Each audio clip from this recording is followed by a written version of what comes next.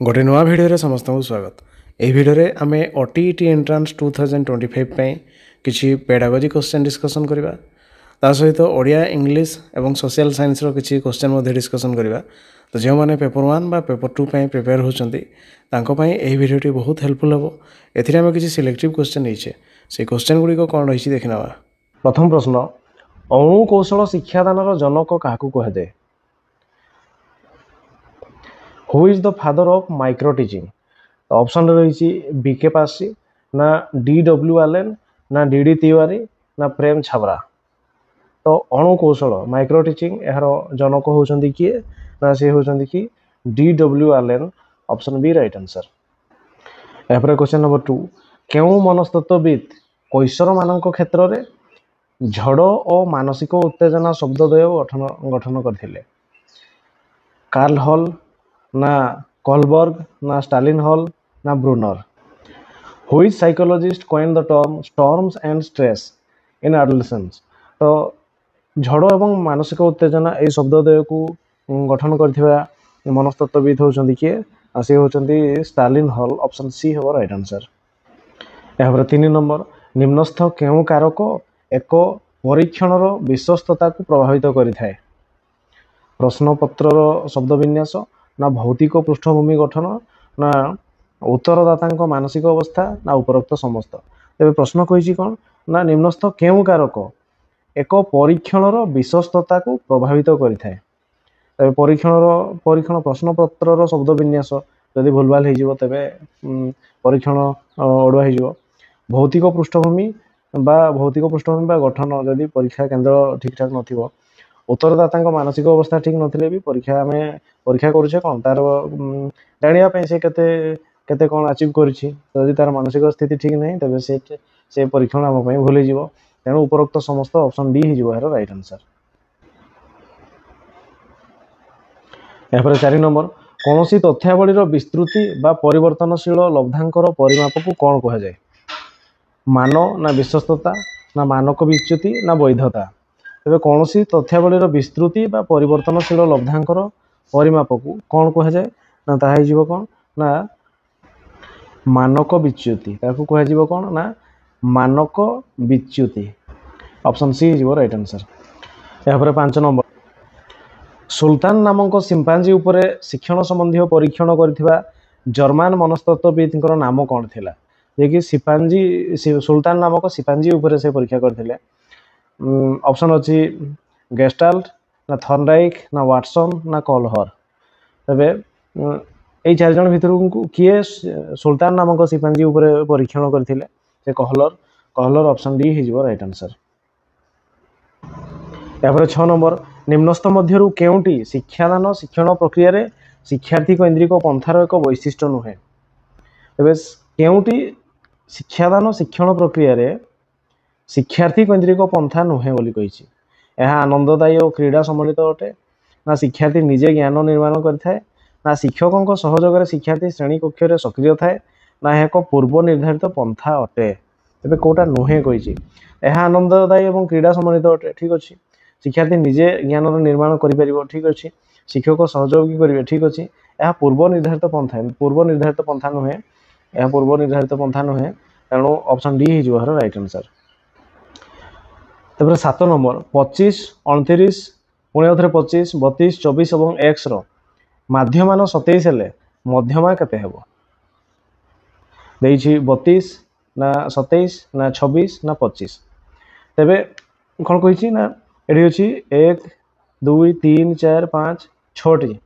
तेबे 6टी संख्या अच्छी तार मध्यमान हूँ 27। मध्यमान हूँ हाराहारी सहित सामान। हाराहारी केमती निर्णय करें ना ये 6टी जाक को मिसेबा केते लिखाई लिखाई 25, 25 मिशाण पुणी 29 मिशाण आउ थे 25 तापर मिसेबा 32 तापर 24 तापर एक्स बाय 6 हूँ के सी हूँ 27। तेज ये 6 ये 27 सहित मल्टीप्लाई हे आगे ये दुटा को सब मिसेदेले के ना ये हूँ 25, 25, 50 आम करवा 5, 5, 10, 9, 19, 19, 20, 21, 21, 4, 25, 25 रु 5 5 रखने 2 2 2 4 3 7 2 9 2 11 11 12 13 135 प्लस एक्स केते हबो ना 135 प्लस एक्स से समान किए ना ये हेबो केते ना एपटे अछि 27 27 रे केते गुणन करबा 6 27 गुणन 6 जाय गुणन 6 जदी करबा तबे 6 7 42 रे 2 रखने 4 6 3 12 4 केते 16 162 162 तबे एक्स हिजिबो केते ना 162 माइनस केते 135 162 माइनस 35 ताले एक्स केते हला एक्स हिजिबो ये होची केते 12 रो 5 गले 7 एठी होची 5 5 रो 3 गले 2 एक्स जगह हम केते लिख परिबा 27 एक्स जगह लिख परिबा 27 जदी 27 लिखबा ताले मध्यमा केते कहिछि मध्यमा केमति करबा मध्यमा पई हम कोन सानो रो बडो क्रम रे सजेबा सबुडू सानो होची के सबुडू सानो होची 24 तापर केते लिखबा 25 दुई थरो तापर अछि के तापर अछि तापर 25 रो परवर्ती संख्या की हेबो 25 रो परवर्ती ए एक्स जगह लिखथिले केते 27 तापर अछि के 29 तापर जे की अछि के 32 तापर 32 केते संख्या 1 2 3 4 5 6 टी संख्या जदी नबा तबे कोन ना तीनोटी संख्या ऊपर रहइबो एई तीनोटी संख्या तळे रहइबो ताले की मझी संख्या गुडा नबा केते ये होची के ना ये होची 25 ये होची के 27 25 एवं 27 ए दुटा को मिसेबा बाय 2 करबा ताले कि 25 प्लस 27 बाय 2 जदी हेबो केते ना 7 5 12 2 रखनाला 1 2 2 4 के 5 52 बाय 2 जदी करबा केते हिजिबो ना 2 2 4 12 212 26 तबे मध्यमा हेबो केते ना 26 26 होची कि ना option C A option C होची राइट आंसर एपर 8 नंबर एक तथ्यावली रो माध्यमान और गरिष्ठक यथाक्रमे 4 और 10 हेले मध्यमा केते 1.5 ना 5.3 ना 16 ना 6 हम गोटे सूत्र शिखिबा गोटे माध्यमान देछि कि देछि एम देछि 4 आ गरिष्ठक एमओ एमओ देछि केते मोड होछि केते ना 10 ताले मध्यमा मध्यमा मीडियन एमडी केते एमडी केते यार सूत्र गोटे होछि एमओ एमओ होछि 3md 3md minus 2m ammo रो सूत्र होछि 3md माइनस 2m तो एमओ देछि केते एमओ होछि 10 3md md नहीं 3md माइनस 2m होछि केते 4 दुणे 8 4 दुणे 8 3md माइनस 8 एपटे आसिले प्लस 8 हिजिवो 10 और 8 केते हिजिवो ना 18 यदि 3md होछि केते ना 10 और 8 मिसेले 18 ताले तीनटा एमडी होछि 18 गोटे एमडी केते 36 18 ताले एमडी केते हेबो ना एमडी होछि केते ना 6 एमडी होछि के ना मध्यमा मध्यमा होछि 6 तेनो 6 ऑप्शन डी हिजिवो राइट आंसर एपर 9 नंबर कहा मतरे मूल्यबोध होछि मनुष्य व्यक्तित्वर एक बलवत्तर आग्रह तबे कहा मतरे मूल्यबोध मूल्यबोध वैल्यू वैल्यू वैल्यू वर्ड असला तार ऑप्शन रे अछि अल्पोर्ट ना प्लोटो ना जॉस बिलिंग ना मैक क्लासी तबे एहर आंसर हिजिबो कोन ना ए होछि अल्पोर्ट ऑप्शन ए हिजिबो राइट आंसर एपर 10 नंबर सृजनशीलतार मूल्यांकन पई किए प्रथमे एक परीक्षण प्रस्तुत करथिले क्रिएटिविटी टेस्ट किए करथिले प्रथमे ना ट्रावर्स ना गिलफोर्ड ना टरांस ना पाइना तबे सृजनशीलतार मूल्यांकन पई किए प्रथमे एक परीक्षण करथिले क्रिएटिविटी टेस्ट फर्स्ट टाइम पई किए करथिले सी होचंती टरांस ऑप्शन सी राइट आंसर एपर 11 नंबर बौद्धिक विकासर परिमाप निम्नोक्त केउ परीक्षण द्वारा करा जाई परिबो रचनात्मक ना वस्तुनिष्ठ ना मौखिक ना उपरोक्त समस्त तबे बौद्धिक विकास माने से पिलार चिंतन शक्ति अधिक करया पई कोन ना हमें रचनात्मक जदि से ताले पैराग्राफ किबा विभिन्न विषय रे लिख परिबो वस्तुनिष्ठ क्वेश्चन देले भी से भाबी के लिख परिबो मौखिक भी से तार कथन शक्ति रे विकास बतानो उपरोक्त समस्त ऑप्शन डी हिजिबो राइट आंसर एपर 12 नंबर निम्नलिखित मध्यरु केउटी एक अण परीक्षण पद्धति नुहे आग्रह परिमापक सूची ना उपयोजन परिमापक सूची ना निर्धारण मापन ना कर्मकुशलता परीक्षण तेज से which of the following is not a non testing technique interest inventory ना एडजस्टमेंट इन्वेंटरी ना रेटिंग स्केल ना वर्क स्किल टेस्ट तेज यार आंसर हो कौन ना कर्मकुशलता परीक्षण ऑप्शन डी हो राइट आंसर। यापर 13 नंबर जितेबाला जड़े शिक्षक शिक्षार्थी मानक शिक्षादान पद्धति शिक्षण कार्य और कौशल स्थिर करती ताकू कौन कह जाए शिक्षण केन्द्रिक ना शिक्षार्थी केन्द्रिक ना शिक्षक केन्द्रिक ना कौन सी नुह तो प्रश्न कही जितेबाला जड़े शिक्षक शिक्षार्थी मानक शिक्षादान पद्धति तैयारी करती शिक्षण कार्य और कौशल स्थिर करती ताकू कौन कह शिक्षक जितेबाला करती सेटा हूँ शिक्षक केन्द्रिक ऑप्शन सी हो राइट आंसर।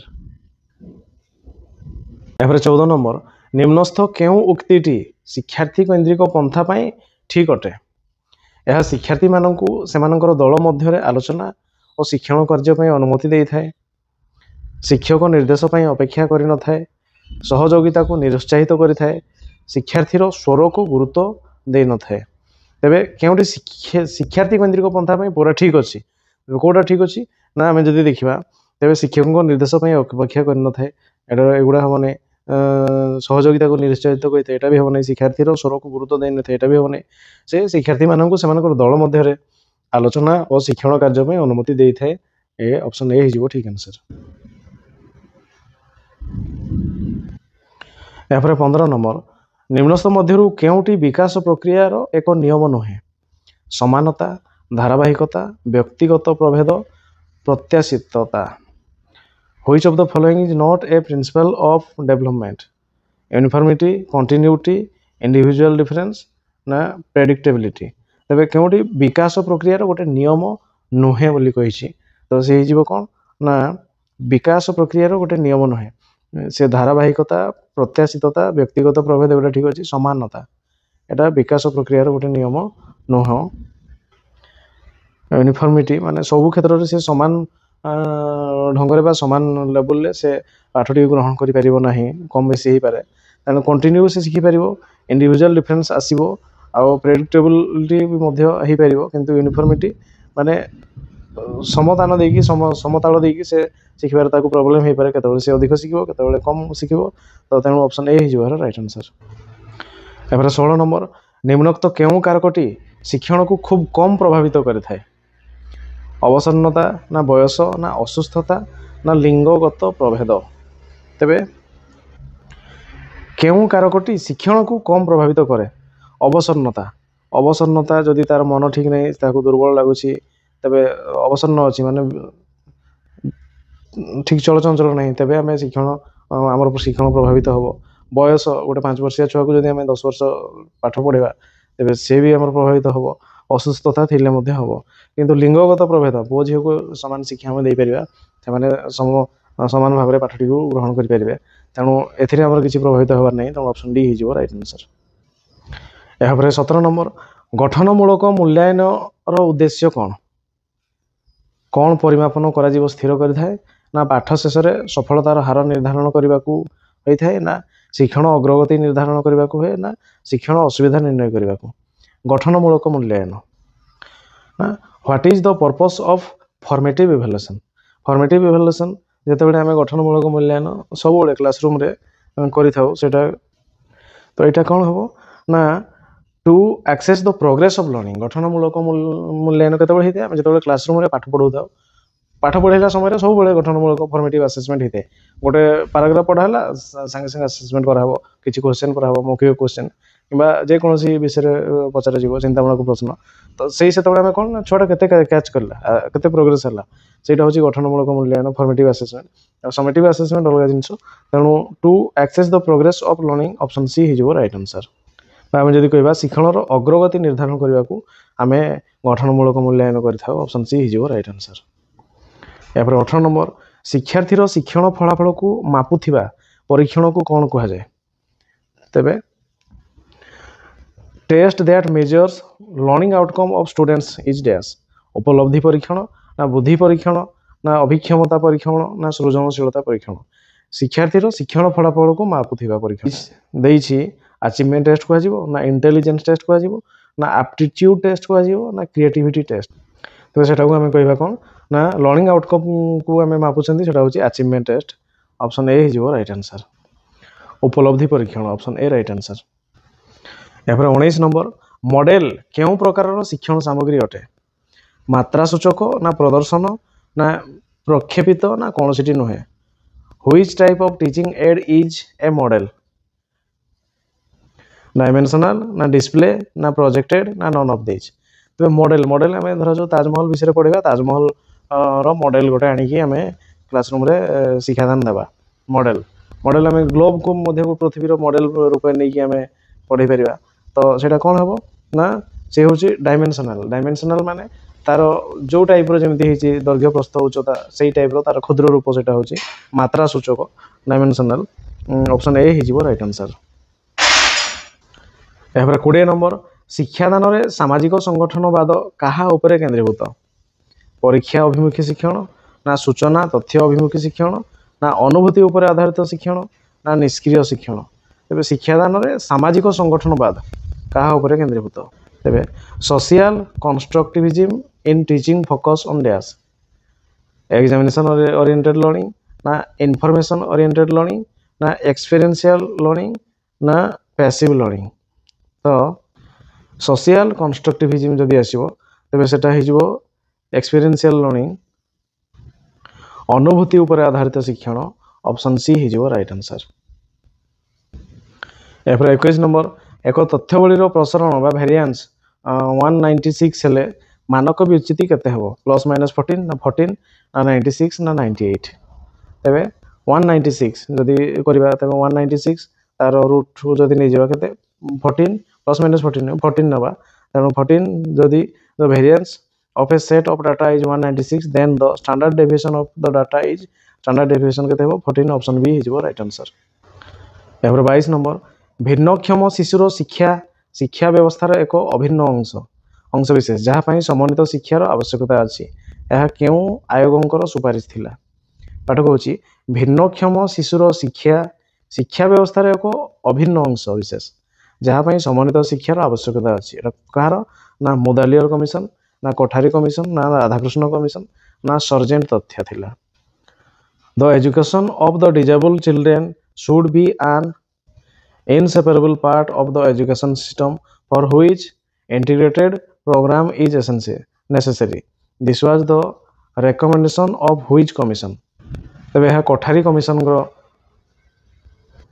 रिकमेंडेशन थिला तेणु ऑप्शन बी हिजबो राइट आंसर यापर 23 नंबर निम्नस्थ मध्यरु केउटी शिक्षण को प्रभावित करुथिबा शिक्षार्थी संबंधित एक कारक नुहे मनोयोजन ना प्रेरणादान ना लक्ष्य ना संपर्क which of the following is not A learning related factors affecting learning attention ना मोटिवेशन ना गोल्स ना कम्युनिकेशन तेबे केउटी शिक्षण को प्रभावित करुथिबा शिक्षार्थी संबंधित एक कारक नुह शिक्षार्थी केन्द्रिक एक कारक नुह बोली कहिछि यदि मनोजोग प्रेरणादान लक्ष्य एगुड़ा सब हम किंतु संपर्क से किसी काम नहीं ऑप्शन डी हो राइट आंसर यापर 24 तल श्रेणी रे क्रीड़ा पद्धति शिक्षादान कहा पर्यवेसित अटे शारीरिक शिक्षा कार्यक्रम ना शिक्षादान पद्धति सिद्धांत ना वृद्धि और विकास मनस्तात्विक तत्व ना शिक्षादान सामाजिक तत्व तेज तल श्रेणी आम पढ़ाया बेले कौन ना वृद्धि और विकास मनस्तात्विक तत्व पर्यवेसित ऑप्शन सी हो राइट आंसर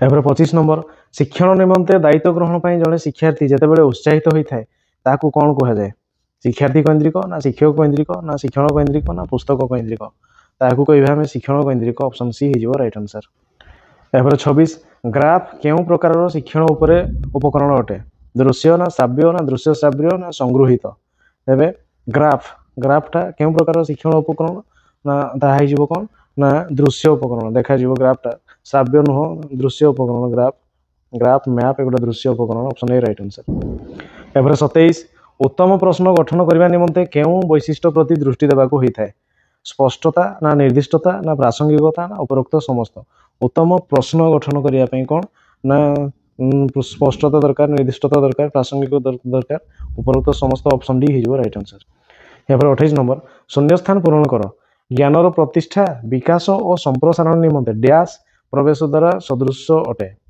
प्रवेश द्वार सदृश अटे विद्यालय ना परिवेश ना परिवार ना इंद्रियानुभूति ज्ञानर प्रतिष्ठा विकास और संप्रसारण निमंते डैश प्रवेश द्वार सदृश अटे तेज किए प्रवेश द्वार सब भाया कम करें ना इंद्रियानुभूति ऑप्शन डी हो राइट आंसर 29 नंबर केउ उक्तिटी एक परीक्षणर विश्वस्तता संबंध में सत्य अटे एक दत्त परीक्षणर विश्वस्तता निर्दिष्ट अटे यह नमूना को बदली थाए ना यह नमूनार आकार उपर प्रभाव पकाई न थाए ना विश्वस्तता अधिक हेले वैधता अधिक हम तेरे कौन एक परीक्षणर विश्वस्तता संबंध में सत्य अटे कौटा ना ये कौन यह नमूना को नमूना को बदली थाए ऑप्शन बी हो राइट आंसर 30 नंबर सृजनात्मक चिंतनर केउ वैशिष्ट्य ताहाकू अन्यान्य साधारण चिंतन प्रक्रिया ठारू भिन्न करिथाए अपसारण ना मौलिकता ना अबाधता ना उपरोक्त समस्त तेज सृजनात्मक चिंतनर केउ वैशिष्ट्य ताहाकू अन्यान्य साधारण चिंतन प्रक्रिया ठारू भिन्न करिथाए से हो कौन ना अपसारण मौलिकता अबाधता एगुड़ा सबू तेणु उपरोक्त समस्त ऑप्शन डी हो राइट आंसर तो प्रथम क्वेश्चन थिला केउटी एक आचरणगत परिवर्तन होइथिले मध्य शिक्षण नुहे आचरण परिवर्तन हेले भी सेटा शिक्षण आम कहवा ना निशा बा औषध सेवन पर ताहार व्यवहार गुरुजन को सम्मान प्रदर्शन समाजर कल्याण निमंते कार्य समस्या समाधान करवा आचरण परिवर्तन हो जाइथिबो किंतु ताहाको आम शिक्षा बोली कहवा नाही कौन ना निशा सेवन पर आचरण परिवर्तन हम पुणी आउ थे निशा सेवन आमर मन बड़ेब से आचरण परिवर्तन हेले भी ताहाको आम शिक्षा कहीपर ना ऑप्शन ए हो राइट आंसर यापर 32 शिक्षणर मुख्य उद्देश्य कौन मूल्यांकन करवा ना निदान करवा ना उपचार करवा ना उपरोक्त समस्त तेरे शिक्षणर मुख्य उद्देश्य हो मूल्यांकन भी हम निदान करवा भी हम उपचार करवा भी हम उपरोक्त समस्त तेणु ऑप्शन डी हो राइट आंसर यापर 33 व्यक्तिगत प्रभेद दूर करने शिक्षक केउ पदक्षेप ग्रहण करने अनुचित जन्मगत प्रतिभा चिन्हट ना निजस्व बेगरे चिन्हवा ना धारावाहिक सुविधा सुजोग देवा ना शिक्षक केन्द्रिक शिक्षा व्यवस्था करवा व्यक्तिगत प्रभेद दूर करने शिक्षक केउ पदक्षेप ग्रहण करने अनुचित व्यक्तिगत प्रभेद दूर करने माने जदि आम कौन शिक्षार्थी निर्दिष्ट जिनस से पछुआ रोचे तेरे कौटा आम अनुचित कौटा को ग्रहण करवा आम अनुचित हम तो जन्मगत प्रतिभा चिन्हट से गिफ्टेड कि कौन तार डेभलप हम से चिन्हट करने निहाती आवश्यक निजस्व बेगरे चिन्हवा ये भी आवश्यक धारावाहिक सुविधा सुजोग भी दवा ये भी आवश्यक शिक्षक केन्द्रिक शिक्षा व्यवस्था एवं नुह आम शिक्षार्थी केन्द्रिक शिक्षण केन्द्रिक हो जाए तेणु यहाँ हो पार ना तेणु ऑप्शन डी हो राइट आंसर यापर 34 शिक्षार्थीर आचरण परिवर्तन डैश द्वारा संभव होता है पाठ्यक्रम द्वारा ना परिवेश द्वारा ना शिक्षण द्वारा ना निर्देश द्वारा तार आचरण परिवर्तन हम आचरण परिवर्तन केमती हम ना पाठ्यक्रम द्वारा हो पारे परिवेश नहीं निर्देश नहीं शिक्षण से जी शिखब तार आचरण से परिवर्तन हम ऑप्शन सी हो राइट आंसर यापर 35 गाँ गंडा ए गंडा पदटी क्यों प्रकार अव्यय धन्यानुकारी ना पद विकारमूलक ना भाववाचक ना क्रमबोधक गाँ गंडा ये गंडाटा कौन ना गंडाटा हो कौन ना पद विकारमूलक अव्यय तेरे ऑप्शन बी हो राइट आंसर कारण गाँ एवं गंडा ए किसी संपर्क नहीं तेणु पद विकारमूलक अव्यय हम ऑप्शन बी राइट आंसर यापर 37 उत्तम प्रतिष्ठा लाभ करी अछंती जे यह एक पदरे प्रकाश कले कौन हम प्रतिष्ठित ना लब्ध प्रतिष्ठ ना लब्ध प्रतिष्ठित ना प्रतिष्ठा लाभ उत्तम प्रतिष्ठा लाभ करी अछंती जे ताकू जदि आम एक पदरे प्रकाश करवा सी कौन कहवा ना लब्ध प्रतिष्ठ ऑप्शन बी हो राइट आंसर यापर 38 केदार गौरी काव्यर रचयिता किए गंगाधर मेहर ना राधानाथ राय ना सुरेंद्र महांती ना गोपीनाथ महांती केदार गौरी होती किए ना राधानाथ राय ऑप्शन बी हो राइट आंसर यापर गोटे अनुच्छेद देछि प्रदत्त अनुच्छेद टी पढ़ी निम्न रे दिया जाइथिबा प्रश्न 39 रु 43 गुड़िकर उत्तर लिखा देछि कीटपतंग पशुपक्षी मणिसंग बासभूमि आमर ए पृथ्वी समस्ते चाहती सुखरे रहिबे आनंदरे काल काटिबे दुखरे रहिबा पई असुविधा भोगिबा पई केही चाहती नहीं समस्ते सिना सुख खोजती କିନ୍ତୁ ସୁଖ ପାଇବାର ବାଟଟି ସମସ୍ତଙ୍କୁ ଜଣା ନଥାଏ। ଯେତେ ଯାହା ପାଇଲେ ବି ମନ ଭିତରେ ଶାନ୍ତି ନଥିଲେ ଆମକୁ ସୁଖ ମିଳେ ନା। ତେଣୁ ସୁଖ ପାଇବାକୁ ହେଲେ ସର୍ବପ୍ରଥମେ ଆମ ମନଟିକୁ ଶାନ୍ତ ରଖିବାକୁ ପଡ଼ିବ। ମନର ଶାନ୍ତି ପାଇଁ ଆମେ ଅନ୍ୟମାନଙ୍କୁ ଭଲ ପାଇ ଶିଖିବା। ଆମେ ଅନ୍ୟଙ୍କୁ ଭଲ ପାଇଲେ ସେମାନେ ମଧ୍ୟ ଆମକୁ ଭଲ ପାଇବେ। ଅନ୍ୟ ପକ୍ଷରେ ଆମେ ଯଦି ଅନ୍ୟମାନଙ୍କୁ ଘୃଣା କରିବା, ସମସ୍ତଙ୍କ ଉପରକୁ ନାକ ଟେକିବା, ତାହେଲେ ଆମକୁ କାହିଁକି କିଏ ଭଲ ପାଇବ? ଆମେ ଯଦି କାହା ସମ୍ପର୍କରେ ମନ ଭିତରେ ଖରାପ ଚିନ୍ତା ପୋଷଣ କରିବା, ତେବେ ସେ ମଧ୍ୟ ଆମ ପ୍ରତି ଖରାପ ଭାବନା ପୋଷଣ କରିବ। ଅନ୍ୟମାନଙ୍କ ସମ୍ପର୍କରେ ଆମ ମନର ଖରାପ ଭାବନା ଆମ ପ୍ରତି ସେମାନଙ୍କ ମନରେ ବିରକ୍ତି ଓ ଘୃଣା ଭାବ ସୃଷ୍ଟି କରିବ। ସେଥିପାଇଁ ସୁଖରେ ରହିବାକୁ ହେଲେ ମନ ଭିତରେ ସବୁବେଳେ ଭଲ ଚିନ୍ତା ରଖିବା, ଅନ୍ୟମାନଙ୍କ ହିତ କାମନା କରିବା। ମନ ଭିତରେ ଭଲ ଭାବନା ରଖିଲେ ଆମ ପାଇଁ ଏ ଦୁନିଆ ହୋଇଉଠିବ ସୁନ୍ଦର ଓ ଆକର୍ଷଣୀୟ।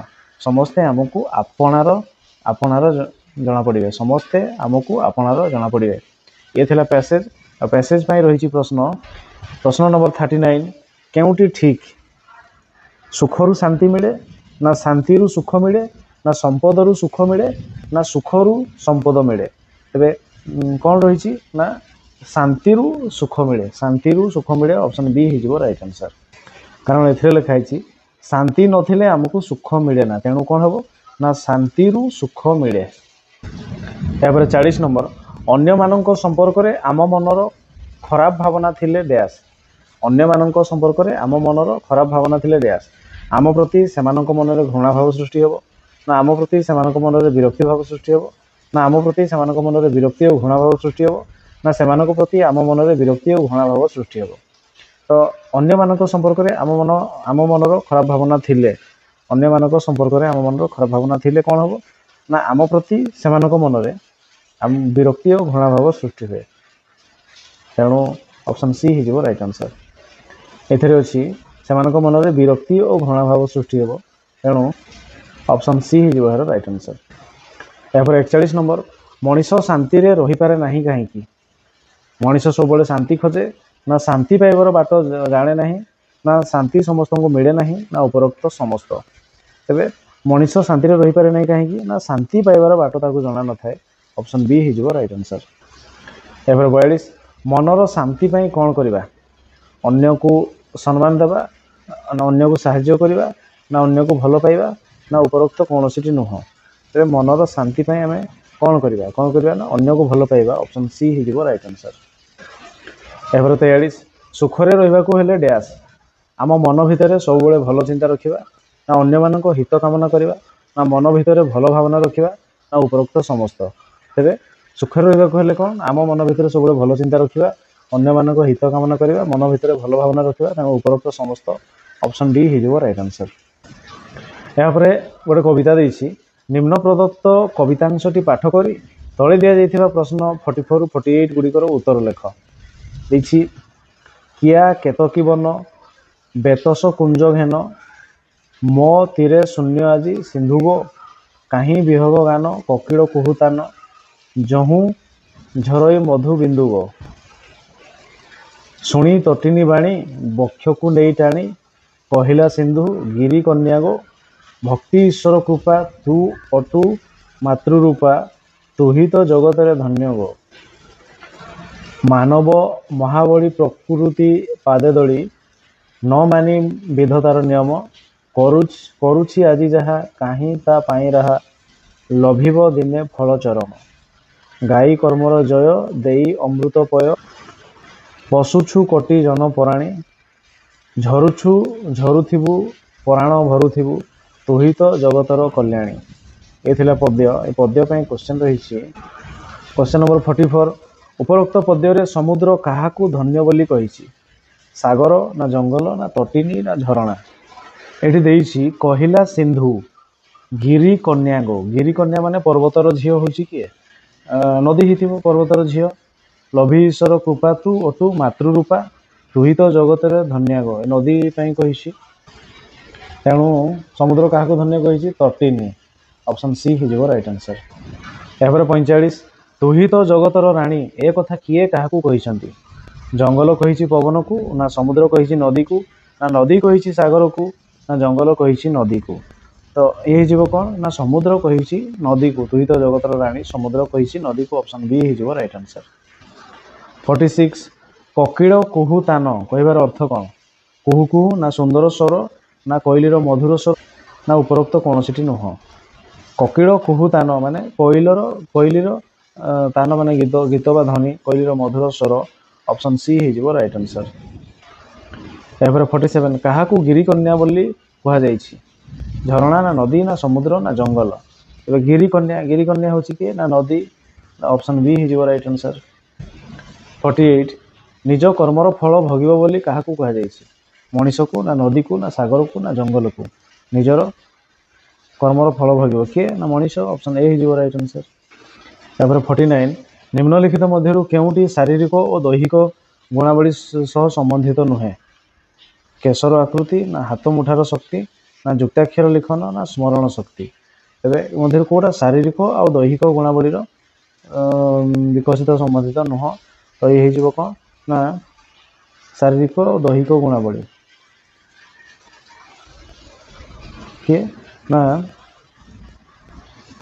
शारीरिक और दैहिक गुण हूँ केशर आकृति जोटा कि आमर आगु गॉड गिफ्टेड से मनीषर किसी तार निजर कर्मफल कि निजे चेष्टा करी करहबनी तेणु केशर आकृति ऑप्शन ए हो राइट आंसर 50 शिक्षार्थी मानक पाखरे केउ सब दक्षता भिन्न थिबारु समस्तंक पई एक प्रकार शिक्षादान व्यवस्था करा जिबा अनुचित शारीरिक दक्षता ना बौद्धिक दक्षता ना आवेगिक गुणावली ना सामाजिक गुणावली कौ सब दक्षता भिन्न थिबारु सेमानकु माने एक प्रकार शिक्षादान व्यवस्था करहब नाही कौन ना तांकर बौद्धिक दक्षता माने तांकर स्मरण शक्ति चिंतन शक्ति गोटा सब अलग अलग तेणु समस्त को एक प्रकार पाठ्यदान करा जाई परिबो नाही ऑप्शन बी हो राइट आंसर 51 अभिन्न अन्य स्वरवर्ण परे थिले अकार परस्थित विसर्गर कौन हुए अभिन्न अन्य स्वरवर्ण परे थिले अकार परस्थित विसर्गर कौन हुए र हुए ना लोप हुए ना स हुए ना ओ हुए तेरे यार आंसर हो कौन ना लोप हुए ऑप्शन बी हो राइट आंसर 52 कविवर राधानाथ लिखिछंती धन्य रथे तुम्भ जन्म शुभक्षणे एथिरे केउ केउ विराम चिन्ह व्यवहार कर जिवो कमा उद्धृत चिन्ह ना कमा उद्धृत चिन्ह विस्मयसूचक चिन्ह पूर्णच्छेद ना कमा उद्धार चिन्ह पूर्णच्छेद ना विस्मयसूचक चिन्ह और कमा तेबे तेबे एथिरे कमा उद्धृत चिन्ह विस्मयसूचक चिन्ह पूर्णच्छेद रहिबो ऑप्शन बी हो राइट आंसर यापर 53 निम्नोक्त केउ रूढ़ीर अर्थ जत्न नेबा आखि देबा ना आखि पकेबा ना आखि रखिबा ना आखि बुलाइबा तो यार आंसर हो कौन ना जदि देखिबा तो आखि पकेबा माने लोभ दृष्टि देखिबा आखि रखिबा माने नजर रखिबा दायित्व रखिबा जोटा कि आखि बुलाइबा माने जोटा कि परीक्षा निरीक्षा करबा कौन अच्छी कौन नहीं से सब देखिबा किंतु आखि देबा माने आखि देइथिबु माने कौन गोटे जिंस को जत्न नउथबु बा केयर करथबु जोटा कि हमर हो ऑप्शन ए हो आखि देबा हो राइट आंसर 54 तले पकाइबा रूढ़ीर अर्थ कौन अमान्य करबा ना अनुमान करी कहिबा ना प्रशय देबा ना अन्य को ठकिबा तले पकाइबा माने तले पकाइबा होची कौन हो ना मो ना तले पकई देलु माने कौन करा जिवो अमान्य करबा जोटा कि ऑप्शन ए हो राइट आंसर 55 पद्य को गद्य रे परिणत करबा प्रक्रिया को कौन कहा जाए गद्य रूप ना अन्वय ना वाक्यन्वय ना गद्यात्मक पद्य को गद्य रे परिणत करबा को कौन हो ना से हो वाक्यान्वय ऑप्शन सी हो राइट आंसर यापर 56 ओडिया भाषा अनुसार केउ शब्दटी शुद्ध तत्वधिक लिखाई सब तत्वधिक कौटा ठीक है ना तत्वधिक ऑप्शन ए हो राइट आंसर 57 पछुआ और मांदा पिलांको शिक्षण व्यवस्थार रूपरेख केमिति हेबा उचित मध्याह्न भोजन ना मॉन्टेसरी प्रणाली ना पोशाक बंटन ना व्यक्तिगत दृष्टि पछुआ और मांदा पिलांको शिक्षण व्यवस्थार रूपरेख केमिति हेबा उचित ना से व्यक्तिगत दृष्टि देवा उचित ऑप्शन डी हो राइट आंसर 58 केउटी शिक्षण रे मानसिक गुणावलीर प्रभेद अंतर्भुक्त अस्थिर गठन ना बोध शक्ति ना परिपक्वता समय ना शरीर रंग मानसिक गुणावली कौन हम ना स्मरण शक्ति ऑप्शन बी बोध शक्ति जोटा कि बोध शक्ति आ हाड़र गठन परिपक्वता समय आ शरीर रंग एगुड़ा सब शारीरिक गुणावली मानसिक गुणावली हूँ बोध शक्ति ऑप्शन बी राइट आंसर 59 पर्यवेक्षण अर्थ कौन देखा ना अनुभव करवा ना चिंता करवा ना उद्देश्य भित्तिक प्रत्यक्षण करवा तेरे पर्यवेक्षण कर अर्थ कौन हम ना पर्यवेक्षण करवा जोटा कि आम उद्देश्य भित्तिक प्रत्यक्षण करवा माने गोटे परीक्षा चलती आम पर्यवेक्षण करवा उद्देश्य भित्तिक प्रत्यक्षण करवा ऑप्शन बी हो राइट आंसर एपर 60 नंबर निम्नलिखित मध्यरु केउटी शिक्षण स्वरूप नुहे यह एक आचरणगत परिवर्तन ना यह एक उद्देश्यपूर्ण कार्य ना यह एक निष्क्रिय प्रक्रिया ना शिक्षण हूँ विकास तेज कौटा स्वरूप नुहे कही से हूँ यह एक निष्क्रिय हो पार सक्रिय प्रक्रिया शिक्षण गोटे सक्रिय प्रक्रिया तेणु ऑप्शन सी हो भूल तेणु यार राइट आंसर प्रथम देती गोटे पैसेज एवं ये पैसेज टी गोटे पद्य पैसेज देती तो पोएट देती तो से read the poem given below and answer the question 61 to 65 that follow तेज ये पोएट आम ये पोएम आम कौन करवा ना 61 to 65 पर्यंत क्वेश्चन आंसर करवा पोएम टी देती I hear leaves drinking rain I hear rich leaves on top giving the poor beneath drop after drop this a sweet noise to hear these green leaves drinking near and when the sun comes out after this rain shall stop a wondrous light will fill each dark round drop I hope the sun shines bright till be a lovely sight तब ये थिला पद्य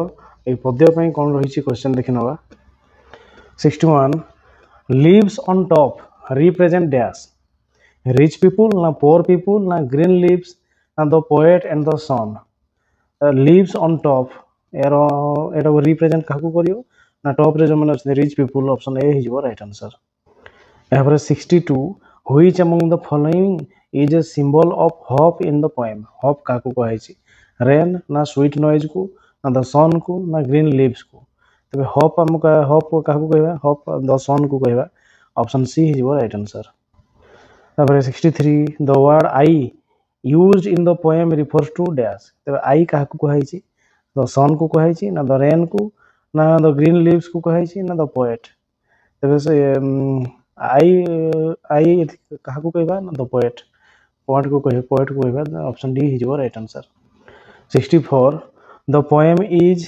primarily about dash कहा पे उद्देश्य कहै छी Mankind ना द सन ना रेन ना ग्रीन लीव्स तबे यह काकू कहै छी ना मैनकाइंड ऑप्शन ए हिजो right answer 65 which among the following is nearest in meaning to the word wondrous तो wondrous बुझुथिबा वर्ड होची के marvelous ना unexciting ना tiresome ना tedious तबे एहरो आंसर हि जीवो कोन ना wondrous तो होची marvelous ऑप्शन ए हि जीवो right answer एबर 66 which of the following is useful for learning language at the beginning तबे आरंभ आम लैंग्वेज शिक्षा कौटा ठीक टीचिंग ना एक्सप्लेनेशन ना परसुएसन ना एक्सपोजर तबे बिगिनिंग रे आम टीचिंग देवाई कौटा ठीक ना एक्सपोजर ऑप्शन डी हो right answer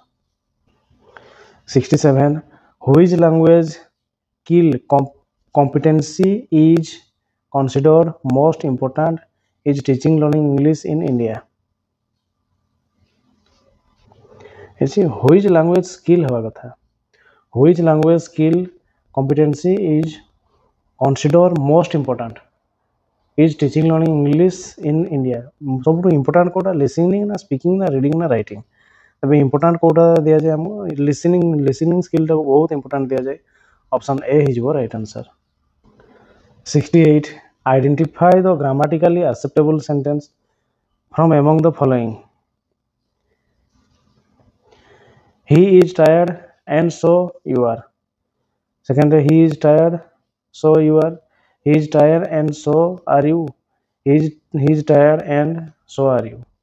The in grammatically acceptable sentence होची कौन? He is tired and so are you. Option D is your right answer. Number 69. Find the correct sentence from among the following?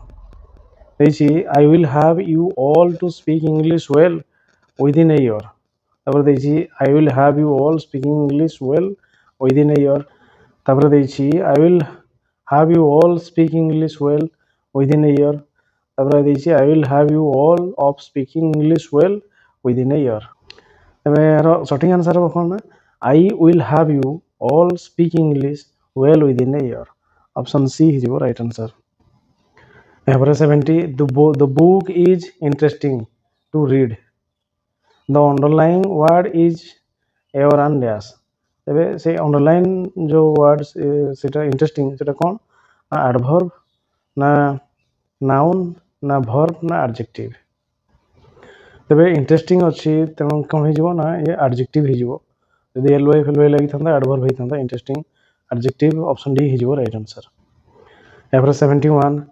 I cannot lift the box.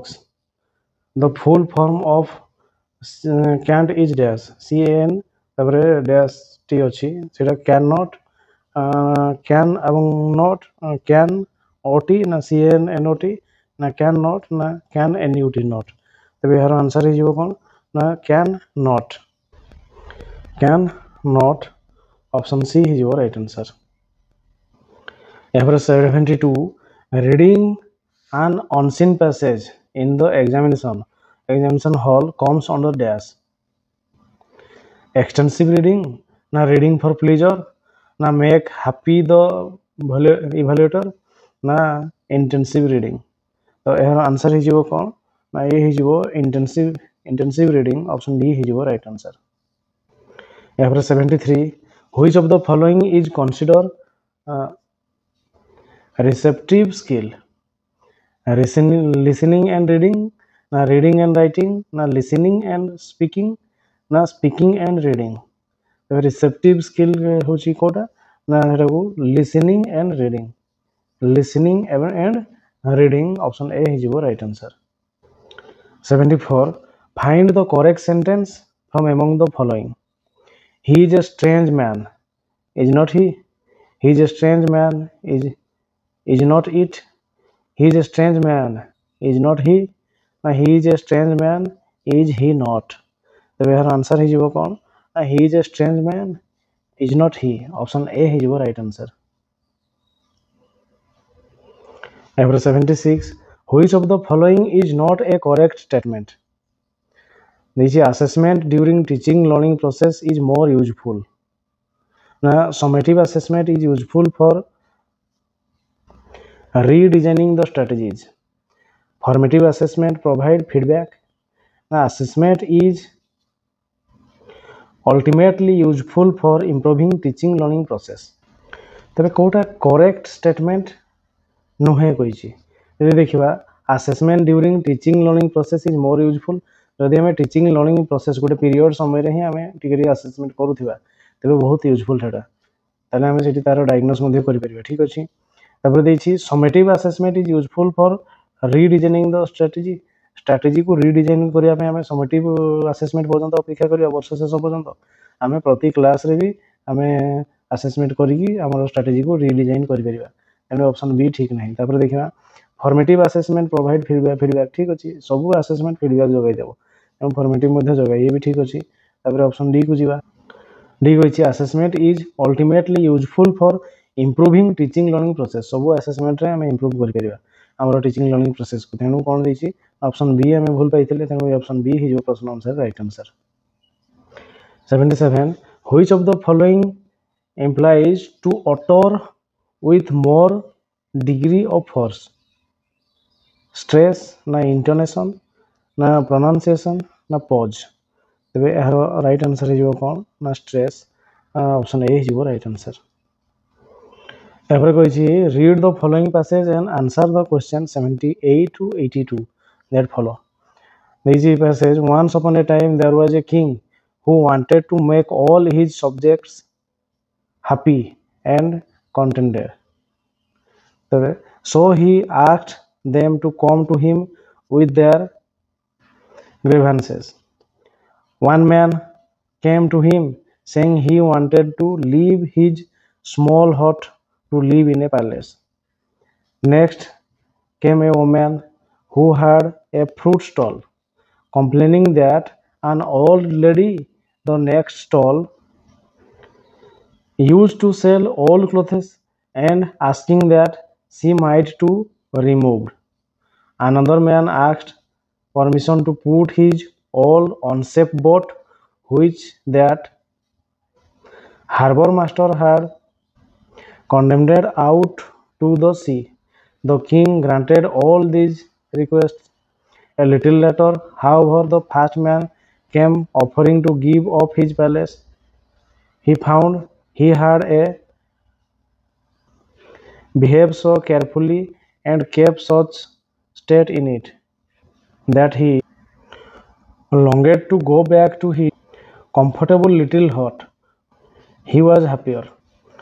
The woman also came complaining that she had lost all her customers, for they came first of all to buy clothes from the neighboring stall and then stopped to buy fruit before they went home.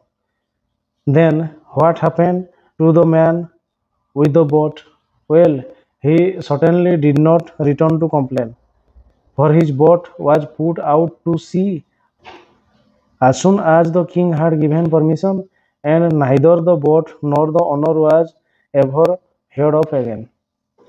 तो ये थिला passage तापर question देइछि the phrase put out to sea in the passage means condemned na set sail na set free na put an end to तबे put out to sea यार माने ही जबो कोन set free option C ही जबो right answer 79 the three dissatisfied persons in the passage must have learnt the lesson that yes there should be a limit to one's desire na others can make one happy na things do not turn out as well as expected na future joys are sweeter than the present ones तबे एत जो तीन जन आसिथिले असंतुष्ट व्यक्ति तांको ठार आमे कोन सिखिबे से कोन सिखिबा उचित ना there should be a limit to one's desire ताले जनकर निर्दिष्ट लिमिट होबार अछि अभिलाषर तेणु ऑप्शन ए हि जिवो right answer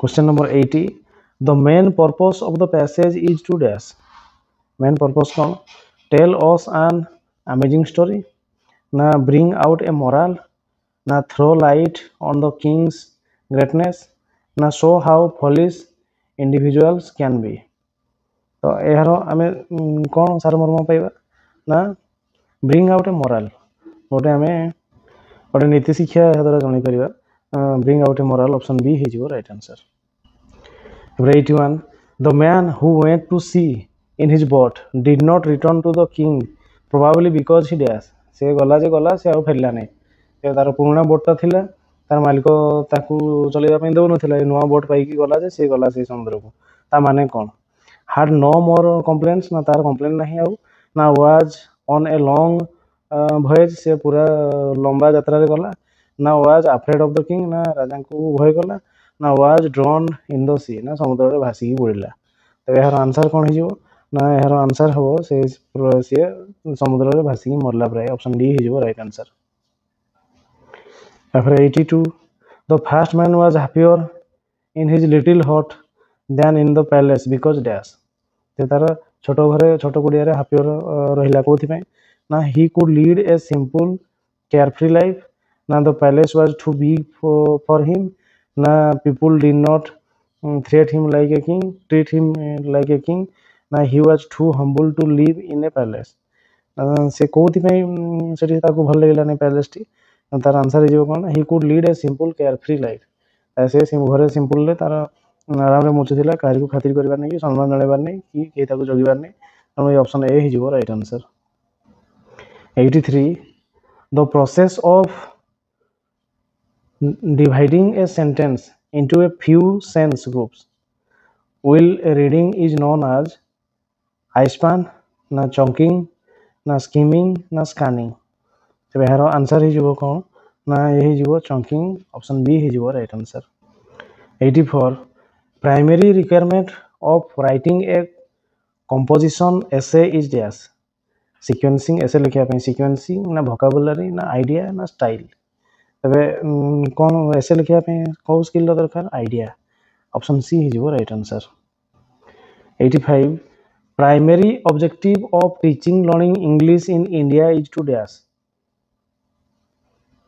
ensure better employment na ensure higher education na develop communication skills na remain update about development तो primary objective of teaching learning English in India India रे इंग्लिश पढ़ार उद्देश्य ताहले कोटा आ से हिजो develop communication skills option C हिजो राइट आंसर एपर 86 identify the false sentence what a false English empower people to get any information offered by the internet.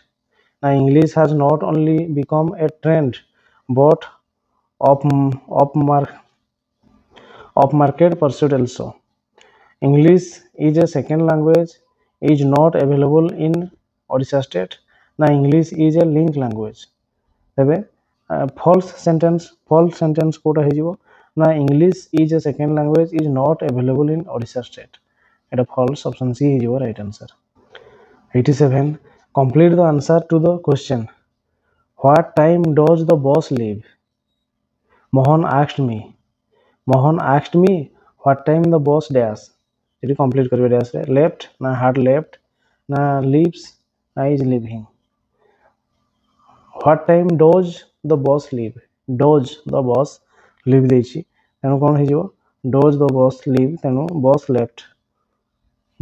left option A is your right answer 88 identify the most appropriate and right sentence you should avail of every opportunity to practice speaking English now you should avail yourself of every opportunity to practice speaking English now you should avail yourself every opportunity to practice speaking English now you should avail every opportunity to practice speaking English so here answer is kona you should avail yourself of every opportunity to practice speaking English option B is your right answer 89 choose the most appropriate answer from among the following your answer is dash right 100% right na 100% a 100% na 100% right so here answer is kon na here answer is a 100% right your answer is a 100% right option C is your right answer here question number 90 identify the correct spelled word vacuum लिखा है vacuum रो spelling correct spelling Kota है ना vacuum VACUM vacuum option A is your right answer केउ नदीटी एक ग्रस्त उपत्यका मध्य दे प्रवाहित हेउअछि महानदी ना ताप्ती ना कावेरी ना ब्रह्मपुत्र तो यार आंसर है कौन ना ताप्ती नदी जे कि गोटे ग्रस्त उपत्यका मध्य दे प्रवाहित होची ऑप्शन बी है राइट आंसर यापर 92 नंबर एक कार्पेट प्रस्तुतकारी कंपनी रे कार्यरत एक 13 वर्षर बालक एही परिस्थिति निम्नलिखित केउ अधिकार को उल्लंघन करुछि समानतार अधिकार ना स्वाधीनतार अधिकार ना शोषण विरुद्ध अधिकार ना धर्मगत स्वाधीनता अधिकार तो जो देखा गोटे 13 वर्षर पिलाटी जे कि गोटे कंपनी कार्पेट प्रस्तुतकारी कंपनी कार्य करुच्ची तो ये आम कौन करवा ना 13 वर्ष पिलाटा से निज इच्छा जाइन जबरदस्त नहीं कि काम लगे शोषण कराऊँगी तेणु से शोषण विरुद्ध अधिकार तार क्षय होची ऑप्शन सी है राइट आंसर यहाँ 93 नंबर निम्नोक्त मध्य केउटी भूगोल शिक्षण में परीक्षागार पद्धति सत्य अटे केउटी मध्य भूगोल शिक्षण में परीक्षागार पद्धति सत्य अटे मन रखा अनुकरण करने और कार्य माध्यम शिक्षण ना अनुकरण पर्यवेक्षण और कार्य माध्यम शिक्षण ना अनुसंधान पर्यवेक्षण और मन रखा ना अनुसंधान पर्यवेक्षण और कार्य माध्यम शिक्षण तो यह जब आम देखा कौन हम ना प्रथम हम अनुसंधान तापर पर्यवेक्षण तापर कार्य करने आम शिक्षण में पहुँचा तेणु ऑप्शन डी है राइट आंसर यहाँ 94 नंबर भूगोल शिक्षादान में आंतर्जातिक तारीख सीमारेखा शिक्षण समय निम्नस्थ केउं पद्धति उपयोगी अटे आंतर्जातिक तारीख सीमारेखा तेज परोक्ष पर्यवेक्षण आलोचना ନା ପ୍ରତ୍ୟକ୍ଷ ପର୍ଯ୍ୟବେକ୍ଷଣ ଆଲୋଚନା ନା କେବଳ ଆଲୋଚନା ନା ସବୁଗୁଡ଼ିକ ହେବ। ତ କ'ଣ କରିବା ନା ଭୂଗୋଳ ଶିକ୍ଷାଦାନରେ ଆନ୍ତର୍ଜାତିକ ତାରିଖ ସୀମାରେଖା ସେଟା କ'ଣ କରିବା ନା ଆମେ ଗ୍ରୀନୱିଚ୍ ସହର ଦେଇକି ଯେଉଁ ଯାଇଥିବ ସେଟାକୁ ବା ତା ସହିତ ଆମେ ଆମର ଟାଇମ୍ ଜୋନ୍ ଯେଉଁଗୁଡ଼ା ଅଛି ସେଗୁଡ଼ାକୁ ଆମେ କେମିତି କରିବା ନା ସେଗୁଡ଼ା ପରୋକ୍ଷ ପର୍ଯ୍ୟବେକ୍ଷଣ ଆଲୋଚନା ଡାଇରେକ୍ଟ ନେଇକି ତ ଆମେ ଦେଖେଇପାରିବା ନାହିଁ, ସେଗୁଡ଼ାକୁ ଗ୍ଲୋବରେ ବା ମ୍ୟାପ୍ରେ ଆମେ ସେଗୁଡ଼ାକୁ ଗାର କାଟିକି ଦେଖେଇ ପାରିବା। ପରୋକ୍ଷ ପର୍ଯ୍ୟବେକ୍ଷଣ ଏବଂ ଆଲୋଚନା ଅପସନ୍ ଏ ହେଇଯିବ ରାଇଟ୍ ଆନ୍ସର୍। ଏହାପରେ 95 ନିମ୍ନ ମଧ୍ୟରୁ କେଉଁ ଅରଣ୍ୟ ଓଡ଼ିଶାରେ ଦେଖାଯାଏ ନାହିଁ? କ୍ରାନ୍ତୀୟ ଅର୍ଦ୍ଧ ଚିରହରିତ ଅରଣ୍ୟ ନା କ୍ରାନ୍ତୀୟ ଆର୍ଦ୍ର ପର୍ଣ୍ଣମୋଚୀ ଅରଣ୍ୟ ନା କ୍ରାନ୍ତୀୟ କଣ୍ଟା ବୁଦା ଓ ଗୁଳ୍ମ ଅରଣ୍ୟ ନା ଉପକୂଳବର୍ତ୍ତୀ ଜୁଆରିଆ ଅରଣ୍ୟ? କେଉଁଟା ଓଡ଼ିଶାରେ ଦେଖାଯାଏ ନାହିଁ? ତ ଦେଖାଯାଏ ନାହିଁ କ'ଣ ନା କ୍ରାନ୍ତୀୟ କଣ୍ଟା ବୁଦା ଏବଂ ଗୁଳ୍ମ ଅରଣ୍ୟ। କଣ୍ଟା ବୁଦା ଏବଂ ଗୁଳ୍ମ ଅରଣ୍ୟ ଓଡ଼ିଶାରେ ଦେଖାଯାଏ ନାହିଁ, ତେଣୁ ଅପସନ୍ ସି ହେଇଯିବ ରାଇଟ୍ ଆନ୍ସର୍। ଏହାପରେ 96 ନମ୍ବର ଅଭୟାରଣ୍ୟ ପାଇଁ ନିମ୍ନୋକ୍ତ କେଉଁ ତଥ୍ୟଟି ଠିକ୍ ନୁହେଁ? ଏହାର ସୀମା ଭିତରେ ପଶୁ ଚାରଣ ନିଷେଧ କରାଯାଇଛି ନା ଏଥିରେ କମ୍ ସୁରକ୍ଷାର ବ୍ୟବସ୍ଥା ରହିଛି ନା ଏଥିରେ ବନ୍ୟପ୍ରାଣୀଙ୍କର ସୁରକ୍ଷା ନିମିତ୍ତ ବିଭିନ୍ନ କାର୍ଯ୍ୟକ୍ରମକୁ ଅନୁମତି ଦିଆଯାଇଥାଏ, ଏଥିରେ କିଛି ଉତ୍ତମ ଉପାଦେୟ କାର୍ଯ୍ୟ ପାଇଁ ଭୂମି ଉପଯୋଗ କରିବା ନିମନ୍ତେ ଅନୁମତି ଦିଆଯାଇଥାଏ। କେଉଁଟା ଠିକ୍ ନୁହଁ କହିଛି? ତ କେଉଁଟା ଠିକ୍ ନୁହଁ ନା ଅଭୟାରଣ୍ୟ ପାଇଁ କେଉଁଟା ଠିକ୍ ନୁହଁ? ଏହାର ସୀମା ଭିତରେ ପଶୁ ଚାରଣ ନିଷେଧ କରାଯାଇଛି। ଏଇ ପଶୁ ଚାରଣ ନିଷେଧ ସେମିତି କିଛି ନଥାଏ ଅଭୟାରଣ୍ୟ ମଧ୍ୟରେ, ତେଣୁ ଅପସନ୍ ଏ ହେଇଯିବ ଏହାର ରାଇଟ୍ ଆନ୍ସର୍। ଏହାପରେ 97 ନିମ୍ନସ୍ଥ କେଉଁଟି ପରିମାଣାତ୍ମକ ବର୍ଣ୍ଣନା ସହିତ ମୂଲ୍ୟବୋଧ ନିର୍ଦ୍ଧାରଣ କରିଥାଏ? ପରିମାପ ନା ମୂଲ୍ୟାୟନ ନା ପରୀକ୍ଷଣ ନା ନିର୍ଦ୍ଧାରଣ? ତାପରେ which of the following refers to quantitative description with value judgment? ତ ମେଜରମେଣ୍ଟ ନା ଇଭାଲୁଏସନ୍ ନା ଟେଷ୍ଟ ନା ଜଜମେଣ୍ଟ?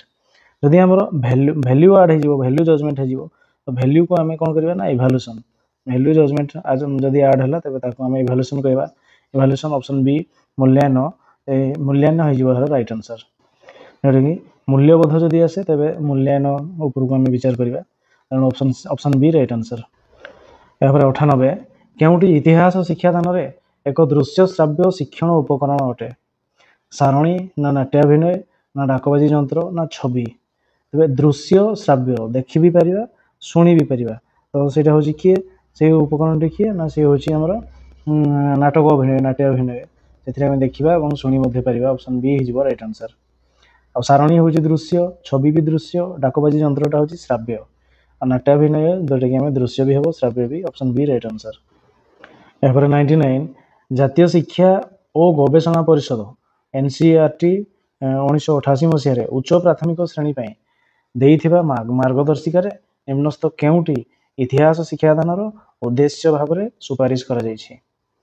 ଲେଖାଯାଇଛି ବୟସ ଭିତ୍ତିରେ ଭାରତୀୟ ସମାଜ ବିକାଶର କ୍ରମ ପରିବର୍ତ୍ତନର ପ୍ରମୁଖ ସୋପାନ ଗୁଡ଼ିକ ବୁଝିବେ ନା ଶିକ୍ଷାର୍ଥୀମାନେ ସମାନ ଧରଣର ଐତିହାସିକ ତଥ୍ୟକୁ ବୁଝି ସେଗୁଡ଼ିକୁ ତର୍ଜମା କରିବେ ଏବଂ ଐତିହାସିକ ନିୟମ ପ୍ରଣୟନ କରିବେ ନା ଶିକ୍ଷାର୍ଥୀମାନେ ପୃଥିବୀ ଇତିହାସର ଗୁରୁତ୍ୱପୂର୍ଣ୍ଣ ତଥ୍ୟ ଗୁଡ଼ିକୁ ଜାଣିବେ ନା ଇତିହାସର କେତେକ ଉତ୍ସ ଦେଲେ ଶିକ୍ଷାର୍ଥୀମାନେ ସେଥିରୁ ଇତିହାସ ସୃଷ୍ଟି କରିବାକୁ ସକ୍ଷମ ହେବେ? ତେବେ ଯଦି ଦେଖିବା ଜାତୀୟ ଶିକ୍ଷା ଓ ଗବେଷଣା ପରିଷଦ NCERT 1988 ମସିହାରେ ଉଚ୍ଚ ପ୍ରାଥମିକ ଶ୍ରେଣୀ ପାଇଁ ଦେଇଥିବା ମାର୍ଗଦର୍ଶିକାରେ ନିମ୍ନସ୍ଥ କେଉଁଟି ଇତିହାସ ଶିକ୍ଷାଦାନର ଉଦ୍ଦେଶ୍ୟ ଭାବରେ ସୁପାରିଶ କରାଯାଇଛି? ବୟସ ଭିତ୍ତିରେ ଭାରତୀୟ ସମାଜ ବିକାଶର କ୍ରମ ପରିବର୍ତ୍ତନର ପ୍ରମୁଖ ସୋପାନ ଗୁଡ଼ିକୁ ବୁଝିବେ। ତେବେ ଉଚ୍ଚ ପ୍ରାଥମିକ ହେଉଛି ବୟସ ଭିତ୍ତିରେ ଭାରତୀୟ ସମାଜ ବିକାଶର କ୍ରମ ପରିବର୍ତ୍ତନର ପ୍ରମୁଖ ସୋପାନ ଗୁଡ଼ିକୁ ସେମାନେ ବୁଝିବେ ଉଚ୍ଚ ପ୍ରାଥମିକ ଶ୍ରେଣୀ ପାଇଁ, ତେଣୁ ଅପସନ୍ ଏ ହେଇଯିବ ରାଇଟ୍ ଆନ୍ସର୍। କେବଳ ଭାରତ ଭିତରେ, ଆଉ ଯଦି ଆମେ ଉଚ୍ଚ କ୍ଲାସ୍କୁ ଯିବା ତେବେ ସେ ପୃଥିବୀ ଇତିହାସ ପଢ଼ିବେ, ତେଣୁ ଅପସନ୍ ଏ ହେଇଯିବ ରାଇଟ୍ ଆନ୍ସର୍। ଏହାପରେ 100 ନମ୍ବର ଇତିହାସ ଶିକ୍ଷାଦାନ ସମୟରେ କେଉଁଟି ପ୍ରକଳ୍ପ ପଦ୍ଧତିର ଏକ ସାଧାରଣ ନିୟମ ନୁହେଁ? କାର୍ଯ୍ୟଭିତ୍ତିକ ନା ଗଳ୍ପ କଥନ ନା ଲକ୍ଷ୍ୟ ଭିତ୍ତିକ ନା ଅଭିଜ୍ଞତା ଭିତ୍ତିକ? ତେବେ ପ୍ରକଳ୍ପ ପଦ୍ଧତିର ଏକ ସାଧାରଣ ନିୟମ ନୁହେଁ କହିଛି, ପ୍ରକଳ୍ପରେ ଗଳ୍ପ କଥନ ଆସିବ ନାହିଁ। କାର୍ଯ୍ୟ କରିପାରିବା, ଲକ୍ଷ୍ୟ ଭିତ୍ତିକ ହୋଇପାରିବ, ଅଭିଜ୍ଞତା ଭିତ୍ତିକ ହେବ, କିନ୍ତୁ ଗଳ୍ପ କଥନ ନୁହଁ। ପ୍ରକଳ୍ପ କାର୍ଯ୍ୟରେ ଆମେ ଆକ୍ଟିଭିଟି କରିବା, ତେଣୁ ଅପସନ୍ ବି ହେଇଯିବ ଏହାର ରାଇଟ୍ ଆନ୍ସର୍। ଏହାପରେ 101 ଭାରତ କେତୋଟି ଭୂମିକମ୍ପ ଅଞ୍ଚଳରେ ବିଭକ୍ତ ହୋଇଛି? ତେବେ 4 ନା 2 ନା 6 ନା 5? ଆର୍ଥକ୍ୱେକ୍ ଜୋନ୍ ତାହେଲେ ଆମର କେତୋଟି ଅଛି? 4ଟି, ଅପସନ୍ ଏ ହେଇଯିବ ରାଇଟ୍ ଆନ୍ସର୍। ଏହାପରେ 102 ନିମ୍ନଲିଖିତ ମଧ୍ୟରୁ କେଉଁଟି ପୃଥିବୀର ତାପମାତ୍ରା ବଣ୍ଟନକୁ ପ୍ରଭାବିତ କରୁଥିବା ସବୁଠାରୁ ଗୁରୁତ୍ୱପୂର୍ଣ୍ଣ କାରକ ଅଟେ? ଇନସୋଲେସନ ନା ସୌର ବିକିରଣ ନା ଭୂତଳ ବିକିରଣ ନା କୌଣସିଟି ନୁହଁ। ତେବେ ପୃଥିବୀର ତାପମାତ୍ରା ବଣ୍ଟନକୁ ପ୍ରଭାବିତ କରୁଥିବା ସବୁଠାରୁ ଗୁରୁତ୍ୱପୂର୍ଣ୍ଣ କାରକ ହେଉଛି କିଏ? ନା ସିଏ ହେଉଛି ବିଚ୍ଛିନ୍ନତା, ଇନସୋଲେସନ। ଅପସନ୍ ଏ ହେଇଯିବ ରାଇଟ୍ ଆନ୍ସର। ଏହାପରେ 103 ଯେଉଁ ସ୍ଥଳ ଭାଗରେ ତିନି ପଟରେ ସମୁଦ୍ର ଘେରି ରହିଥାଏ ତାହାକୁ କ'ଣ କୁହାଯାଏ? ଉପକୂଳ ନା ଦ୍ୱୀପ ନା ଉପଦ୍ୱୀପ ନା ମାଳଭୂମି? ତେବେ ତାକୁ ଆମେ କ'ଣ କହିବା? ନା ସିଏ ହେଉଛି ଆମର ଭାରତରେ ଯେମିତି ଉପଦ୍ୱୀପ। ଅପସନ୍ ସି ହେଇଯିବ ରାଇଟ୍ ଆନ୍ସର। ଏହାପରେ 104 ପୂର୍ବଘାଟ ପର୍ବତମାଳାର ସର୍ବୋଚ୍ଚ ଶୃଙ୍ଗ କୋଉଟା? ଇଣାଇମୁଡ଼ି ନା କାଞ୍ଚନଜଙ୍ଗା ନା ଖାସି ନା ଦେଓମାଳି? ଏବେ ପୂର୍ବଘାଟ ପର୍ବତମାଳାର ସବୁଠୁ ଉଚ୍ଚତମ ଶୃଙ୍ଗ ହେଉଛି କିଏ? ନା ଦେଓମାଳି। ଅପସନ୍ ଡି ହେଇଯିବ ରାଇଟ୍ ଆନ୍ସର। ଏହାପରେ 105 ନିମ୍ନଲିଖିତ କେଉଁ ହରପ୍ପା ସଭ୍ୟତା ସ୍ଥଳରେ ଦମ୍ପତି ସମାଧି ଦେଖିବାକୁ ମିଳେ? ହରପ୍ପା ସଭ୍ୟତା ସ୍ଥଳରେ ଦମ୍ପତି ସମାଧି ମହେଞ୍ଜୋଦାରେ ନା ହରପ୍ପାରେ ନା ଚାନୁଦାର ନା ଲଥାଲରେ? ଦମ୍ପତି ସମାଧି ଦେଖିବାକୁ ମିଳେ। କୋଉଠି ଦେଖିବାକୁ ମିଳେ? ନା ସେ ହେଉଛି ଲଥାଲରେ। ଲଥାଲ। ଅପସନ୍ ଡି ହେଇଯିବ ରାଇଟ୍ ଆନ୍ସର। ଏହାପରେ 106 କେଉଁ ବର୍ଷ ଇଷ୍ଟ ଇଣ୍ଡିଆ କମ୍ପାନୀ ବଙ୍ଗଳାର ଦିୱାନୀ ହାସଲ କଲା? 1773 ନା 1791 ନା 1765 ନା ଉପରୋକ୍ତ କୌଣସିଟି ନୁହଁ। ଇଷ୍ଟ ଇଣ୍ଡିଆ କମ୍ପାନୀ ବଙ୍ଗଳାର ଦିୱାନୀ ହାସଲ କଲା କେବେ କଲା? ନା ସେ ହେଉଛି 1765ରେ। ଅପସନ୍ ସି ହେଇଯିବ ରାଇଟ୍ ଆନ୍ସର।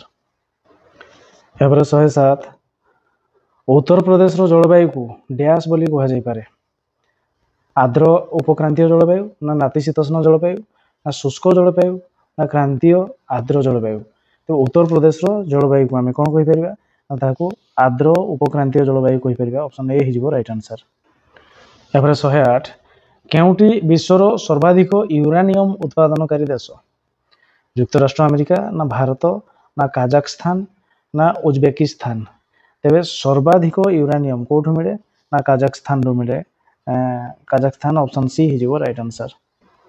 ଏହାପରେ 109 ନିମ୍ନସ୍ଥ ମଧ୍ୟରୁ କେଉଁଟି ଇତିହାସ ଶିକ୍ଷାଦାନରେ ଗଳ୍ପ କଥନ ପଦ୍ଧତିରେ ଗଳ୍ପର ଏକ ପ୍ରକାର ନୁହେଁ? ସାହିତ୍ୟ ଆଧାରିତ ନା କିମ୍ବଦନ୍ତୀ ନା ପୌରାଣିକ ନା ଜୀବନୀ? ଇତିହାସ ଶିକ୍ଷାଦାନରେ ଗଳ୍ପ କଥନ ପଦ୍ଧତିରେ ଗଳ୍ପର ଏକ ପ୍ରକାର ନୁହେଁ ବୋଲି କହିଛି।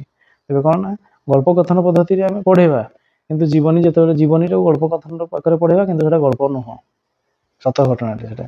ତେଣୁ ଅପସନ୍ ଡି ହେଇଯିବ ରାଇଟ୍ ଆନ୍ସର। ଏହାପରେ 110 ନମ୍ବର ନିମ୍ନଲିଖିତ ମଧ୍ୟରୁ କେଉଁ ସ୍ଥାନ ସଂକେତଟି ଇତିହାସ ଶିକ୍ଷାଦାନ ସମୟରେ ସମୟ ରେଖା ଅଙ୍କନ କରିବାରେ ସାହାଯ୍ୟ କରେ ନାହିଁ? କେଉଁ ସ୍ଥାନଟି? ନିର୍ଦ୍ଦିଷ୍ଟ ସ୍ଥାନ ନା ସମୟ ଅବଧି ନା ଦୂରତ୍ୱ ନା ବର୍ଣ୍ଣନା? ତେବେ କେଉଁ ସ୍ଥାନ ସଂକେତଟି ଇତିହାସ ଶିକ୍ଷାଦାନ ସମୟରେ ସମୟ ରେଖା ଅଙ୍କନ କରିବାରେ ସାହାଯ୍ୟ କରେ ନାହିଁ? ତ ସେ ହେଉଛି କିଏ? ନା ଆମେ ବର୍ଣ୍ଣନା କହିପାରିବା। କ'ଣ ନା ବର୍ଣ୍ଣନା ହେଇଯିବ ଏହାର ରାଇଟ୍ ଆନ୍ସର। ଏହାପରେ 111 କେଉଁ ପଦ୍ଧତି ଦ୍ୱାରା ଶୁଷ୍କ ଓ ଆର୍ଦ୍ର ବଲ୍ବ ଥର୍ମୋମିଟର ଦ୍ୱାରା ବାୟୁମଣ୍ଡଳର ଆର୍ଦ୍ରତା ମାପ କରାଯାଇ ଏକ ସାରଣୀରେ ପ୍ରକାଶ କରାଯାଏ? କେଉଁ ପଦ୍ଧତି ଦ୍ୱାରା ଶୁଷ୍କ ଓ ଆର୍ଦ୍ର ବଲ୍ବ ଥର୍ମୋମିଟର ଦ୍ୱାରା ବାୟୁମଣ୍ଡଳର ଆର୍ଦ୍ରତା ମାପ କରାଯାଇ ଏକ ସାରଣୀରେ ପ୍ରକାଶ କରାଯାଇପାରେ? ପରୀକ୍ଷାଗାର ପ୍ରଣାଳୀ ନା ପର୍ଯ୍ୟବେକ୍ଷଣ ନା ପରୀକ୍ଷଣ ନା ଉପରୋକ୍ତ ସମସ୍ତ? ତେବେ କେମିତି ଆମେ କରିପାରିବା? ନା ପରୀକ୍ଷାଗାର ପ୍ରଣାଳୀ ବି ହେବ, ପର୍ଯ୍ୟବେକ୍ଷଣ କରିକି ହେବ, ଟିକେ ଟାଇମ୍ ଲାଗିବ, ପରୀକ୍ଷଣରେ ବି ହେବ ଆଉ ଉପରୋକ୍ତ ସମସ୍ତ। ତେଣୁ ଉପରୋକ୍ତ ସମସ୍ତ ଅପସନ୍ ଡି ହେଇଯିବ ରାଇଟ୍ ଆନ୍ସର। ତାପରେ 112 ନିମ୍ନସ୍ଥ କେଉଁ ଉପକରଣଟି ଅନ୍ୟ ଉପକରଣ ଅପେକ୍ଷା ଅକ୍ଷାଂଶ ଦ୍ରାଘିମା ଶିକ୍ଷଣ ସମୟରେ ଅଧିକ ବ୍ୟବହାର କରାଯାଇପାରିବ? ତାରରେ ନିର୍ମିତ ଫମ୍ପା ଗ୍ଲୋଭ୍ ବା ସ୍କେଲିଟାଲ ଗ୍ଲୋଭ୍ ନା ସାଧାରଣ ଗ୍ଲୋଭ୍ ନା ଚିତ୍ର ନା କଳା ପଟାରେ ଅଙ୍କନ? ତେବେ କୋଉଟାକୁ ଆମେ ନେଲେ ଟିକେ ପିଲାମାନେ ଶୀଘ୍ର ଶିଖିବେ ଆଉ ଅଧିକ ଉପାଦାୟ ହେବ? ତ ସେଟା କ'ଣ ହେବ? ନା ଯଦି ଫମ୍ପା ଗ୍ଲୋଭ୍ଟା ଆମେ ନେବା ତେବେ ସେ ତାରକୁ ଆମେ ଅକ୍ଷାଂଶ ଏବଂ ଦ୍ରାଘିମା ସହ ତୁଳନା କରିକି ଶିଖେଇ ପାରିବା। ତେଣୁ ଅପସନ୍ ଏ ହେଇଯିବ ରାଇଟ୍ ଆନ୍ସର। ଏହାପରେ 113 ନିମ୍ନଲିଖିତ ରାଜ୍ୟଗୁଡ଼ିକ ମଧ୍ୟରୁ କେଉଁ ରାଜ୍ୟର ଲୋକସଭା ଆସନ ସଂଖ୍ୟା ସର୍ବାଧିକ? ପଶ୍ଚିମବଙ୍ଗ ନା ଗୁଜରାଟ ନା ଆସାମ ନା ରାଜସ୍ଥାନ? ତେବେ ଏଇ ଚାରୋଟି ମଧ୍ୟରୁ ଯଦି ଦେଖିବା ତେବେ ଲୋକସଭା ଆସନ ସଂଖ୍ୟା ସର୍ବାଧିକ ହେଉଛି କିଏ? ନା ପଶ୍ଚିମବଙ୍ଗ। ଯଦି ସବୁଠୁ ବଡ଼ ରାଜ୍ୟ କହିଥାନ୍ତା ରାଜସ୍ଥାନ, ଆଉ ଯଦି ଅଧିକ ଅଲଗା ସବୁ ରାଜ୍ୟ ଥାନ୍ତା ଏବଂ ସେ ଭିତରେ ଯଦି ଉତ୍ତରପ୍ରଦେଶ ଥାନ୍ତା ୟୁପି, ତେବେ ସେ ୟୁପି ହେଇଥାନ୍ତା ସବୁଠୁ ଅଧିକ, କିନ୍ତୁ ଏଠି ୟୁପି ନାହିଁ। ତେଣୁ ପଶ୍ଚିମବଙ୍ଗ ହେବ ରାଇଟ୍ ଆନ୍ସର। ଏହାପରେ 114 ओडिशा उत्तर पूर्व मयूरभंज जिला शिमिलीपाल पर्वत श्रेणी ठारू दक्षिण पश्चिम मालकानगिरी जिला पर्यंत विस्तृत पर्वतमाला को कि प्रकार भू प्रकृति कहुए?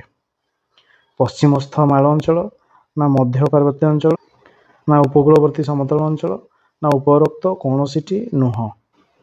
तेरे मयूरभंज जिलार शिमिलीपाल ठारू मालकानगिरी पर्यंत जो पर्वतमाला जाटा को मध्य पार्वत्य अंचल कहुए। तेणु ऑप्शन बी हो राइट आंसर। यापर 115 निम्नस्थ मध्यरु केउटी एक उत्तम मानचित्र प्रक्षेपणर दरकारी उपादान नुहे?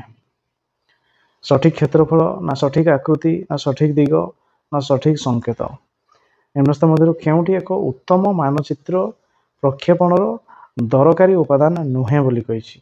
दरकारी उपादान नुहे। तेरे उत्तम मानचित्र प्रक्षेपणर दरकारी उपादान नुहे कौन ना सठिक क्षेत्रफल जदि नहीं तेरे भूलभाल हो। आकृति भी दरकार ठीक दिग दरकार किंतु सठिक संकेत सब मानचित्र संकेत न थाए केवल आम डायग्राम करके भी आम मानचित्र कर। तेणु ऑप्शन डी हो राइट आंसर। यापर 116 निम्नोक्त केउं उद्देश्यटी भूगोल शिक्षादान में आवश्यक जहाँकि भूगोल संपर्कित तथ्य धारणा नियम नीति व सिद्धांत उपर पर्यवेसित अटे? निर्दिष्ट उद्देश्य ना स्वल्प समय उपयोगी उद्देश्य ना साधारण उद्देश्य ना उपरोक्त कौन सी नुह। क्यों उद्देश्य भूगोल शिक्षादान में आवश्यक जहाँकि भूगोल संपर्कित तथ्य दौथो धारणा दौथो नियम नीति और सिद्धांत उपर पर्यवेसित। तो यह हो कौन ना साधारण उद्देश्य कह साधारण उद्देश्य ऑप्शन सी हो राइट आंसर। यापर 117 भारतर समुदाय आयतन शतकड़ा प्राय केते भाग में पटु मृत्तिका देखा जाए? 25 भाग ना 43 भाग ना 65 भाग ना 83 भाग। तेज पटु मृत्तिका देखा जाए के ना 43 भाग 43 ऑप्शन बी हो राइट आंसर। यापर 118 पृथ्वीर केउं मंडल सूर्य प्रत्यक्ष किरण ग्रहण करे? हिममंडल ना ग्रीष्ममंडल ना नातिशीतोष्ण मंडल ना उपरोक्त समस्त। कौटा डायरेक्ट सूर्य किरण पड़े जो आमको बहुत गरम होता है तो सेटा किए ना सेटा होची ग्रीष्ममंडल ऑप्शन बी हो राइट आंसर। यापर 119 अकबर दरबार में रामायण काव्य फारसी भाषा क्या द्वारा अनुवाद करा जायथिला? फैजी ना अबुल फजी ना बदायूनी ना हाजी अब्राहिम सिरहिंदी। तबे रामायण अकबर दरबार रामायण फारसी भाषा क्या द्वारा अनुवाद करा जायथिला? तो तार आंसर हो कौन ना बदायूनी बदायूनी द्वारा रामायण फारसी भाषा अनुवाद करा जायथिला अकबर समय। ऑप्शन सी हो राइट आंसर। यापर 120 ऐतिहासिक स्थान चौरी चौरा क्यों जिले में अवस्थित? प्रयागराज ना गोरखपुर ना कानपुर ना आग्रा। तेज चौरी चौरा कौटी ना गोरखपुर रे अवस्थित चौरी चौरा। तेणु ऑप्शन बी हो राइट आंसर। 121 नंबर प्रश्नटी हूँ निम्नलिखित केउं शिलार खनिज पदार्थ स्तर स्तर हो संचित होता है? अवक्षिप्त शिला ना आग्नेय शिला ना रूपांतरित शिला ना कौन सी नुहे? तेरे कौन शिलार खनिज पदार्थ गुड़िक स्तर स्तर हो रही है स्तर स्तर हो रही है कि अवक्षिप्त शिला ऑप्शन ए हो राइट आंसर। यापर 122 नंबर निम्नोक्त उद्भिद समूह मध्यरु केउथिरे रबर गछ देखा जाए? क्रांतीय पर्णमोची अरण्य ना हिमालय अंचल ना जुआरिया अंचल ना क्रांतीय चिरहरित अरण्य। तेज रबर गछ आमर कौन देखा जाए कौ अंचल रबर गछ? रबर गछ हिमालय अंचल नुह जुआरिया अंचल नुह तेज ता कौटी क्रांतीय पर्णमोची नुह क्रांतीय पर्णमोची आम शाल पियाशल क्रांतीय चिरहरित अरण्य क्रांतीय चिरहरित अरण्य आम रबर गछ देखा जाए। ऑप्शन डी हो राइट आंसर। यापर 123 नंबर इतिहास शिक्षादान में मुद्रार उत्स कौन? भाषा साहित्य ना नृतत्व ना प्रत्नतत्व ना कौन सी नुह? तेज मुद्रा आम जो भूमि खनन करके मुद्रा कि अलग कौन सी जिन पाई था मुद्रा पाई था माटी पात्र एगुड़ा सब पाई था कंकाल एगुड़ा सब पाई था। तेज मुद्रा को आम कौन कह? मुद्रा को आम कह प्रत्नतत्व प्रत्नतत्व ऑप्शन सी हो राइट आंसर। यापर 124 नंबर निम्नस्थ केउं विभागटी जड़े शिक्षार्थी इतिहास संग्रहालय पाइब नाही? भूतत्व इतिहास ना स्थानीय इतिहास ना जातीय इतिहास ना अंतर्जातीय इतिहास। तेज कौ विभागटी जड़े शिक्षार्थी इतिहास संग्रहालय से पाइब नाही? तेज इतिहास संग्रहालय से कौन पाइबनी ना भूतत्व इतिहास भूतत्व इतिहास ऑप्शन ए हिजिबो राइट आंसर। एफरे 125 निम्नोक्त मध्यरु केउटी भूगोल शिक्षणर एक पद्धति नुहे। भूगोल शिखेबा पई हमर दरकार नै नाट्य अभिनय ना प्रकल्प ना पर्यवेक्षण ना क्षेत्र परिभ्रमण। भूगोल शिखेबा पई आमे प्रकल्प कार्य दे परिबा, पर्यवेक्षण करि परिबा, क्षेत्र परिभ्रमण बुले नै परिबा। नाटक अभिनय एगुडा सब हमर साहित्य भाषा शिखेबा पई एगुडा नाटक अभिनय आउ तेणु ऑप्शन ए हिजिबो राइट आंसर।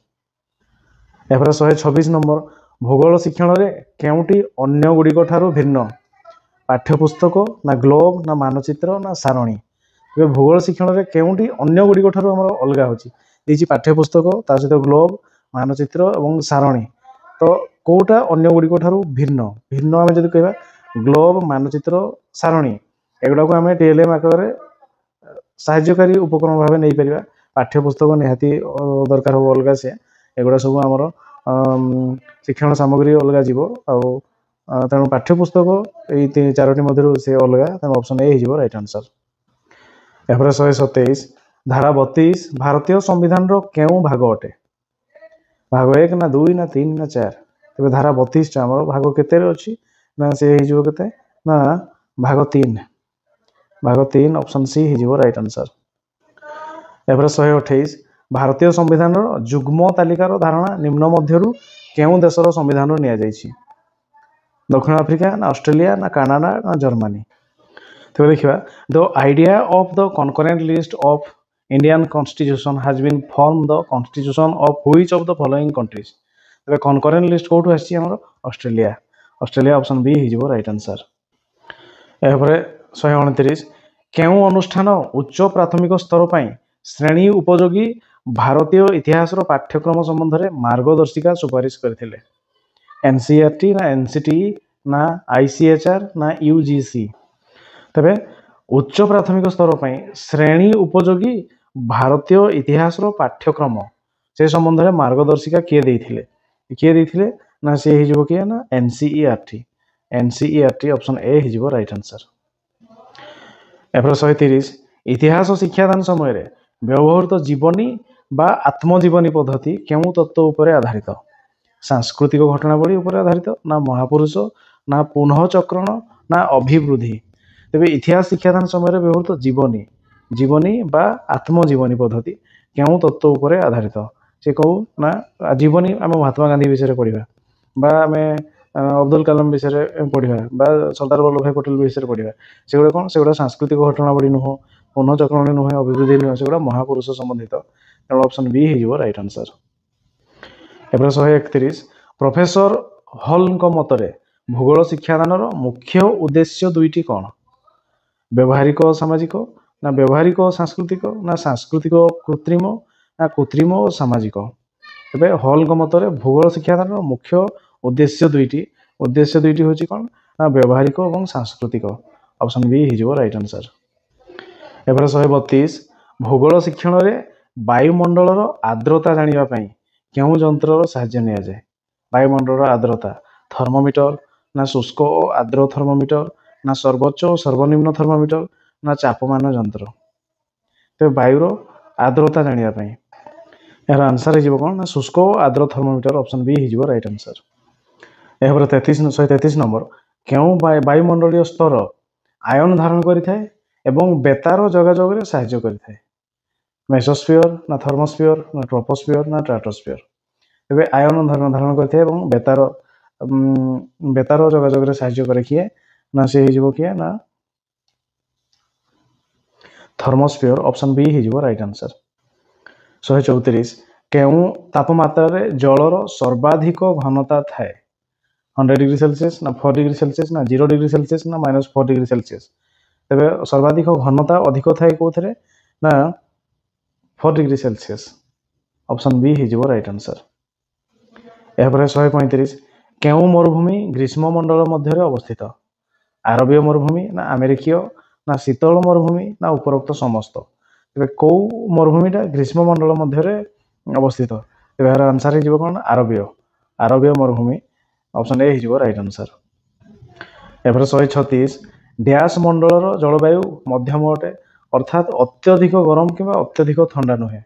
हिममंडल ना नातिशीतोष्ण मंडल ना ग्रीष्ममंडल ना उपरोक्त कौन नुह तेज कौ अंचल जलवायु बेसी गरम नुहे कि बेसी ठंडा नुहे नातिशीतोष्ण मंडल आउ हिममंडल अत्यधिक ठंडा ग्रीष्ममंडल अत्यधिक गरम नातिशीतोष्ण मंडल ऑप्शन बी हो राइट आंसर। यापर 137 भारतीय जातीय आंदोलन समय निम्नलिखित केउ खबर कागजर प्रतिष्ठाता लोकमान्य बाल गंगाधर तिलक थिले जुगांतर ना बेंगली ना केसरी ना अमृत बजार पत्रिका तेज यार आंसर हो कौन ना केसरी केसरी पत्रिका ऑप्शन सी हो राइट आंसर। यापर 138 महात्मा गांधी खिलाफत प्रसंग उठाइबा निष्पत्ति पछरे एक मुख्य कारण कौन थिला खिलाफत प्रसंग उठाइबा निष्पत्ति पछरे ताले मुख्य कारण कौन थिला हिंदू और मुसलमान मध्य अधिक एकता आनिबा ना हिंदू और ख्रिस्टियान मान मध्य अधिक एकता आनिबा ना ख्रिस्टियान और मुसलमान मान मध्य अधिक एकता आनिबा ना कौन सी नुह तेज खिलाफत प्रस्ताव आनिबा पछरे एक कौन थिला ना हिंदू और मुसलमान मान मध्य अधिक एकता आनिबा ऑप्शन ए हो राइट आंसर। यापर 139 नंबर निम्नोक्त केउ राज्य गुड़िक नर्मदा नदी शଯ୍या निर्मित सरदार सरोवर नदीबंध द्वारा उपकृत होती तेज नर्मदा नदी उपर निर्मित सरदार सरोवर नदीबंध द्वारा कौ राज्य गुड़िक उपकृत होती ऑप्शन देछि आंध्र प्रदेश महाराष्ट्र और गुजरात ना महाराष्ट्र गुजरात पंजाब और हरियाणा गुजरात पंजाब हरियाणा और मध्य प्रदेश ना महाराष्ट्र मध्य प्रदेश गुजरात और राजस्थान तेज सरदार सरोवर नदीबंध द्वारा कौ राज्य गुड़िक उपकृत होती से हो किए ना महाराष्ट्र मध्य प्रदेश गुजरात और राजस्थान ऑप्शन डी हो राइट आंसर। यापर 140 निम्नलिखित खनिज गुड़िक मध्य केउटी झारखंड कदरमा ठारे अधिक उत्तोलित होता है अभ्र ना बक्साइट ना लुहापथर ना तंबा तेज झारखंड कदरमा ठारे अधिक उत्तोलित होता खनिजटी कौन से हूँ अभ्र ऑप्शन ए हो राइट आंसर। यापर 141 स्वाधीन भारतर प्रथम महिला मुख्यमंत्री किए जयललिता ना नंदिनी शतपथी ना सुचेता कृपालिनी ना विजयलक्ष्मी पंडित तेज स्वाधीन भारतर प्रथम महिला तेज भारत स्वाधीन भारतर प्रथम महिला मुख्यमंत्री कही जदि ओडिशा रही था नंदिनी शतपथी आउ तेज भारतर प्रथम महिला मुख्यमंत्री होती कि सुचेता कृपालिनी ऑप्शन सी हो राइट आंसर। यापर 142 केउटी त्रिस्तरीय स्थानीय सरकार व्यवस्थार अंतर्भुक्त नुहे कही पंचायत समिति ना ग्राम्य कमिटी ना ग्राम पंचायत ना जिला परिषद त्रिस्तरीय स्थानीय सरकार व्यवस्थार अंतर्भुक्त नुहे किए ना जदि देखा पंचायत ग्राम पंचायत पंचायत समिति और जिला परिषद एगुड़ा हूँ त्रिस्तरीय स्थानीय सरकार किंतु ग्राम्य कमिटी ग्रुप रही से नुह ऑप्शन बी हो राइट आंसर। यापर 143 मानव अधिकार उपर मिलित जातिसंघ आयोग केबे प्रतिष्ठा होइथिला 1946 ना 1950 ना 1949 ना 1948 तेरे मानव अधिकार उपर मिलित जातिसंघर आयोग केबे गठित होइथिला ना ह्यूमन राइट्स एस्टाब्लिश केबे होइथिला देखिबा ये हो केते ना 1946 ऑप्शन ए हो राइट आंसर। यापर 144 सर्वसम्मति क्रमे निर्वाचित होइथिबा भारतर प्रथम राष्ट्रपति होचंदी किए भारतर प्रथम राष्ट्रपति डॉक्टर राजेंद्र प्रसाद ना डॉक्टर एपीजे अब्दुल कलाम ना श्री प्रणब मुखर्जी ना श्री नीलम संजीवा रेड्डी सर्वसम्मति क्रमे निर्वाचित होइथिबा भारतर प्रथम राष्ट्रपति होचंदी किए ना से होचंदी श्री नीलम संजीवा रेड्डी ऑप्शन डी हो राइट आंसर। यापर 145 निम्नलिखित युद्ध मध्य केउटी भारत में मोगल साम्राज्यर मूलदुआ पकाइथिला प्रथम पानीपत युद्ध ना द्वितीय पानीपत युद्ध ना पलासी युद्ध ना तराइन युद्ध तेरे कौ युद्धटी मोगल साम्राज्यर मूलदुआ पकाइथिला तेरे सी कौन ना सी हूँ प्रथम पानीपत युद्ध ऑप्शन ए हो राइट आंसर। यापर 146 निम्नलिखित लदी शासक मध्य किए जमी जमा माप गज इ सिकंदरी प्रवर्तन करथिले बाहलोल लोदी ना इब्राहिम लोदी ना सिकंदर लोदी ना समस्ते तो कौन जमी जमा माप से कौन करथिले ना गजई सिकंदरी से सिकंदरी माने सिकंदर लोदी ऑप्शन सी हो राइट आंसर। यापर 147 निम्नलिखित केउ आईन मॉन्टेगु चेम्सफोर्ड रिपोर्ट आधार में होइछि भारत सरकार 1892 मसीहा आईन ना भारत सरकार 1909 मसीहा आईन ना भारत सरकार 1919 मसीहा आईन ना भारत सरकार 1935 मसीहा आईन तेरे कौ आईन टी मॉन्टेगु चेम्सफोर्ड रिपोर्ट आधार में होइछि तो ये हो कि ना भारत सरकार 1919 मसीहा आईन ऑप्शन सी हो राइट आंसर। 148 କେଉଁ ଦେଶ ସର୍ବପ୍ରଥମେ ସବୁ ବର୍ଗର ବ୍ୟକ୍ତିଙ୍କ ପାଇଁ ମତଦାନ ବା ଭୋଟିଂ ଅଧିକାର ଅନୁମୋଦନ କରିଥିଲେ? ସବୁ ବର୍ଗର ଲୋକମାନଙ୍କ ପାଇଁ। ଯୁକ୍ତରାଷ୍ଟ୍ର ଆମେରିକା ନା ରଷିଆ ନା ଭାରତ ନା ନ୍ୟୁଜିଲାଣ୍ଡ? ତେବେ କେଉଁ ଦେଶ ଯିଏକି ସବୁ ବର୍ଗର ଲୋକମାନେ ଭୋଟ ଦେଇପାରିବାର ବ୍ୟବସ୍ଥା କରିଥିଲେ ଇଏ ହେଉଛି କିଏ ନା ନ୍ୟୁଜିଲାଣ୍ଡ। ଅପସନ୍ ଡି ହେଉଛି ରାଇଟ୍ ଆନ୍ସର। ଏପରେ 149 କେଉଁ ମସିହାରେ ବଙ୍ଗଭଙ୍ଗ ବିଭାଜନ ବା ବଙ୍ଗ ବିଭାଜନ ବାତିଲ ହୋଇଥିଲା? 1906 ନା 1909 1910 ନା 1911? କେବେ ବଙ୍ଗ ବିଭାଜନ ବାତିଲ ହେଲା? ବାତିଲ ହେଇଥିଲା କେବେ ନା 1911 ମସିହାରେ। 1911 ଅପସନ୍ ଡି ହେଇଯିବ ରାଇଟ୍ ଆନ୍ସର। ଏପରେ 150 ବର୍ବନ ରାଜବଂଶ ଯାହାକି ଫରାସୀ ରାଷ୍ଟ୍ର ବିପ୍ଳବରେ ଗାଦିଚ୍ୟୁତ ହୋଇଥିଲା ତାହା କେଉଁ ରାଜିନାମା ଅନୁସାରେ ପୁନଃ ପ୍ରତିଷ୍ଠା ହୋଇପାରିଥିଲା? ଭିଏନା ନା କନଷ୍ଟାଣ୍ଟିନୋପଲ ନା ମାର୍ସେଲିସ୍ ନା ପ୍ରୁସିଆ? ତେବେ ବର୍ବନ ରାଜବଂଶ ଯାହାକି ଫରାସୀ ରାଷ୍ଟ୍ର ବିପ୍ଳବରେ ଗାଦିଚ୍ୟୁତ ହୋଇଥିଲା ତାହା କେଉଁ ରାଜିନାମା ଅନୁସାରେ ପୁନଃ ପ୍ରତିଷ୍ଠିତ ହୋଇଥିଲା? ବର୍ବନ ରାଜବଂଶ କେବେ ନା ସେ ହେଉଛି ଭିଏନା ରାଜିନାମା ଅନୁସାରେ। ଅପସନ୍ ଏ ହେଇଯିବ ରାଇଟ୍ ଆନ୍ସର।